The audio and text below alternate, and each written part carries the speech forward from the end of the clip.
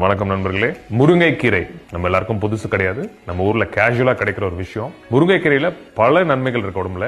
Calcium, iron, phosphorus, vitamin A, vitamin B complex, vitamin C, இந்த மாதிரி பல நல்ல விஷயங்கள் முருங்கைக்கீரையில இருக்கு. முதல்ல பாத்தீங்கன்னா கண்ணுக்கு ரொம்ப நல்லது முருங்கைக்கீரை. ஏன்னு பாத்தீங்கன்னா கேரட்ல இருக்கிறதோட 3 to 4 மடங்கு அதிக வைட்டமின் ஏ நம்ம முருங்கையில இருக்கு.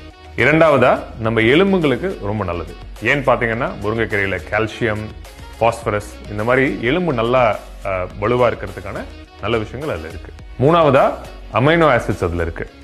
என்ன பண்ணுது அமைனோ ஆசிட்ஸ்? நம்ம உடம்புல புரத சத்து சீரா செயல்படுறதுக்கு ரொம்ப உதவியா இருக்குது. நாலாவதா நம்ம உடம்புல இருக்க நரம்புகளுக்கு ரொம்ப நல்ல விஷயம் முருங்கை இலை. ஏன்னு பாத்தீங்கன்னா அதுல விட்டமின் பி காம்ப்ளெக்ஸ் இருக்கு.